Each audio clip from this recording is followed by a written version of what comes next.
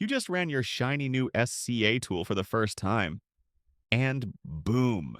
Your terminal explodes with hundreds of vulnerabilities. Red, orange, yellow everywhere. Your manager asks, "Can you fix all of these by tomorrow?" And you're just sitting there like, "Bro, I just wanted to check dependencies."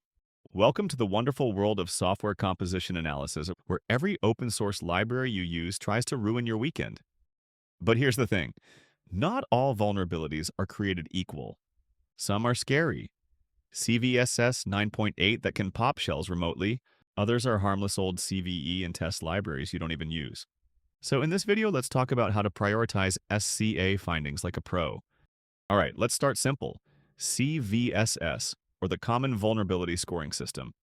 If you've ever seen numbers like CVSS 9.8 critical or CVSS 5.3 medium, that's what we're talking about. CVSS is basically a standardized way to describe how bad a vulnerability is. It's managed by FIRST.org, and the goal is to give everyone a consistent way to measure severity. Now, how does it actually work? Each vulnerability, usually identified by a CVE ID, gets a score between 0 and 10, based on metrics like attack vector. Can it be exploited over the internet or only locally? Attack complexity. Does it need a genius hacker or just a bored teenager? Privileges required. Can any user do it or does it need admin rights? User interaction. Does someone have to click something? Impact. What's the blast radius? Data leak, privilege escalation, or full takeover. These values go into a formula that produces a score. 0.0 to 3.9 is low. 4.0 to 6.9 is medium. 7.0 to 8.9 is high. 9.0 to 10.0 is critical. So, first step, sort your vulnerabilities by CVSS severity. Fix the criticals, then highs, then mediums. Easy, right? Well, kinda. Because even after filtering to critical and high, you might still have hundreds of issues, and developers have real deadlines, business goals, and maybe sleep to get. The bigger problem? CVSS tells you how bad something could be, not how likely it is to happen. That's where our next metric comes in, EPSS, the Exploit Prediction Scoring System. This one's a total game changer. While CVSS measures impact, EPSS measures likelihood. How likely it is that a vulnerability will actually be exploited in the wild. It's also managed by FIRST.org, but instead of human judgment, it's powered by data.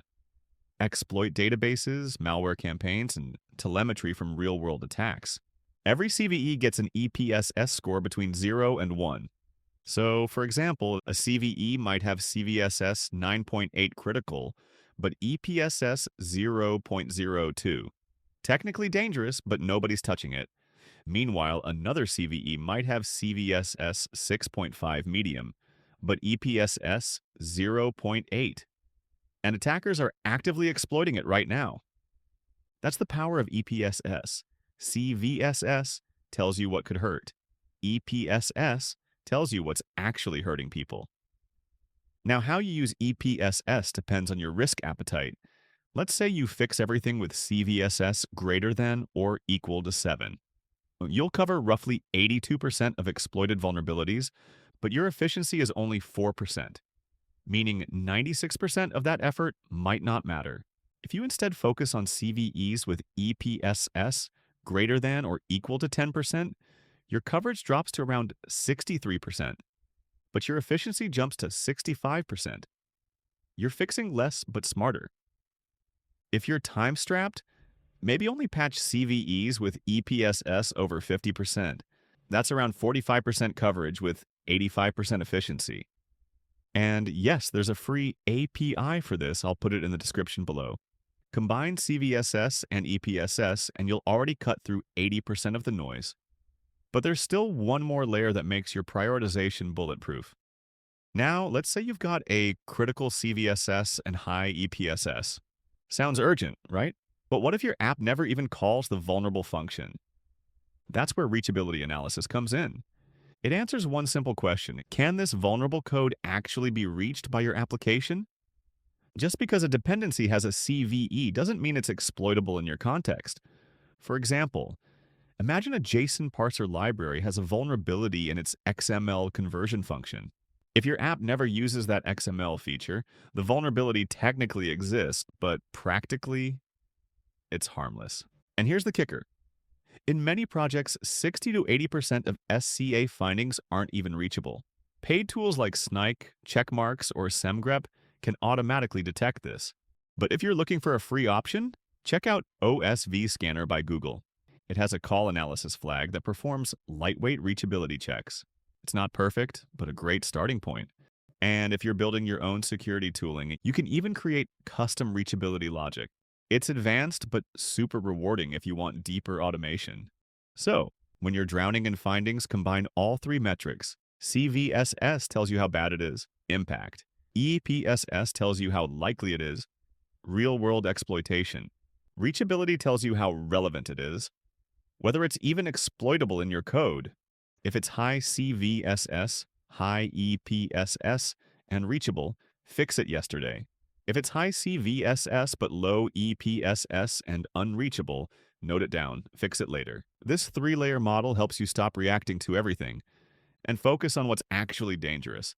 And if reachability analysis feels too advanced or difficult to implement right now, that's totally fine. Just combining CVSS and EPSS is already enough to focus on the vulnerabilities that really matter the most. And finally, context matters. Sometimes a low CVE might still be critical if it affects an internet-facing service or handles sensitive data.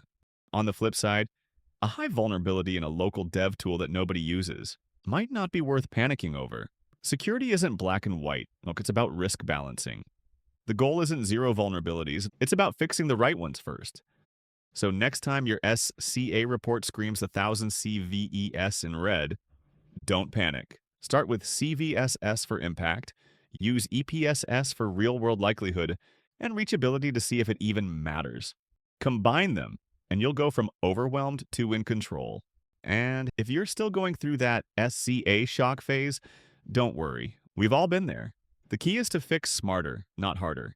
If this video helped you make sense of your SCA chaos, drop a comment. I'd love to hear your first "My SCA tool ruined my day" story. And if you want more down-to-earth DevSecOps content, no buzzwords, just real talk, hit that subscribe button. This is DevSecOps, and I'll see you in the next one. Ship fast, secure faster, oops less.